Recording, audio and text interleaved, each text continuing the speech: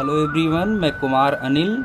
आज आप सब लोगों की तीसरी कक्षा में, जिसमें मैंने 2 लेक्चर ऑलरेडी आप लोगों को दे रखे हैं प्रारंभिक शिक्षा के नवीन प्रयास के अंतर्गत, आज मैं जो है आप सब लोगों को बाधाएं और कठिनाइयों का संदर्भ बताऊंगा, क्योंकि मैंने आगे के लेक्चर में सार्वभौमिकरण और संवैधानिक प्रतिबद्धता की चर्चा मैं कर चुका हूं।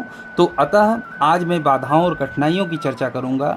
देखिए, जैसा कि मैंने आपको कहा कि भारत की प्रारंभिक शिक्षा को सार्वभौमिकरण बनाने का प्रयास और भारत के विद्यार्थियों को संवैधानिक प्रतिबद्धता से जोड़कर उनको शिक्षा के अधिकार से जोड़ने का काम RTE के अंतर्गत, राइट टू एजुकेशन के अंतर्गत किया जा चुका है। और इसके बारे में मैंने कल आपको इस लेक्चर में संविधान के संशोधन और मौलिक अधिकार और मुक्त शिक्षा और अनिवार्य शिक्षा पर मैं बोल चुका हूं। अब आपको पता है कि जब कोई भी कार्य होता है तो उस कार्य के साथ कुछ बाधाएं और कठिनाइयों का भी जिक्र किया जाता है।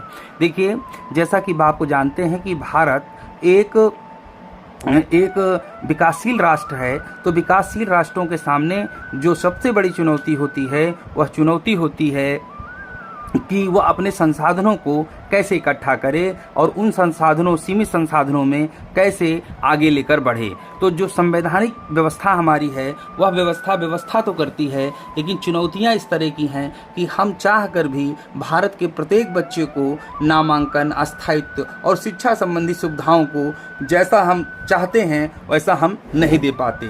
तो जब नहीं दे पाते तो उन्हीं बातों को हम बाधा और कठिनाइयों के अंतर्गत जानते और समझते हैं। तो आप लोग समझ गए होंगे कि जो चुनौतियां व्यवहारिक धरातल पर हमें बच्चों की शिक्षा को देने में मिलती हैं, उन चुनौतियों को हम बाधा और कठिनाई के अंतर्गत समझेंगे। अब देखिए, अगली बात है कि सार्वभौमिकरण के संदर्भ में ये बात कही गई कि कौन से वे कार्यक्रम हैं जिन कार्यक्रमों के कारण इस भारत की बाल एजुकेशन यानी कि प्रारंभिक शिक्षा के अंतर्गत जो प्रयास हैं वो प्रयास दुनिया से हमें तालमेल करने का मौका देते हैं। तो जो भारत में प्राथमिक शिक्षा के सार्वभौमिकरण के संबंध में प्रमुख कार्यक्रम हैं, उन कार्यक्रमों की चर्चा आज हम करते हैं और इसे समझाने का प्रयास करते हैं। सबसे पहला है अनौपचारिक शिक्षा कार्यक्रम। देखिए, अनौपचारिक शिक्षा कार्यक्रम वह कार्यक्रम होता है कि जब किसी विद्यालय परिसर के बगैर, बिना शिक्षा के बगैर, बिना किसी पाठ्यक्रम के बच्चों को भावी भविष्य के लिए उनको मोटिवेट किया जाना, उनको शिक्षा से जोड़ना और तमाम ऐसे कार्यक्रम करना जिससे बच्चे अथवा बच्चों से जुड़ा हुआ जो परिवार समाज है वो शिक्षा के प्रति एक सकारात्मक विचार लेकर आगे चले।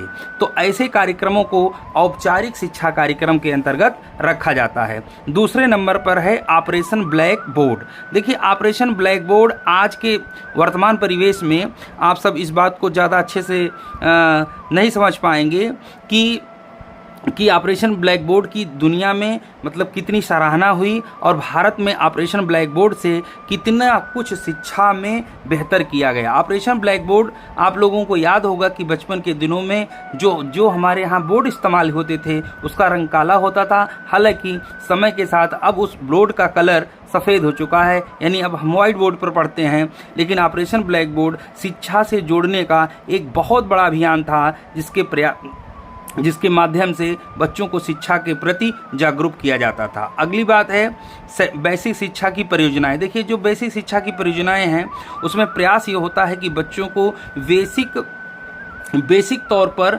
इस तरह तैयार किया जाए, उनको सभी सुविधाएं प्रावधान हो। सबसे बड़ी बात है कि उनको गुणवत्तापरक शिक्षा प्रदान हो। इसके लिए बेसिक शिक्षा परियोजनाओं का कार्यक्रम लगातार संचालित रहता है। उसके बाद जिला प्राथमिक शिक्षा कार्यक्रम के अंतर्गत ऐसे मेधावी बच्चों को प्रशिक्षण प्रदान किया जाता है जो प्रशिक्षण प्रदान करके एक शिक्षक के तौर पर आकर विद्यालयों में कार्य करते हैं और जिससे शिक्षा की गुणवत्ता को बेहतर किया जाता है। अगला है जनशाला। जनशाला का मतलब होता है ऐसे लोगों का, जन मतलब व्यक्ति, शाला मतलब ऐसे लोगों का इकट्ठा होना या ऐसे लोगों का वहाँ पर होना जो शिक्षा के प्रति एक सकारात्मक दृष्टिकोण रखते हैं और उस सकारात्मक दृष्टिकोण से बच्चों को जुड़ने, समझने और जानने में सहायता मिलती है। इसके अलावा अभी इन प्रमुख कार्यक्रमों में कई और बिंदु बाकी रह गए हैं। फिलहाल मैं आज इन्हीं बिंदुओं के साथ इस लेक्चर को पूरा करता हूँ, रोकता हूँ, और मैं अगले लेक्चर में प्रतिबद्धता के साथ इसकी और बातों को भी आगे बढ़ाऊंगा। Thank you so much.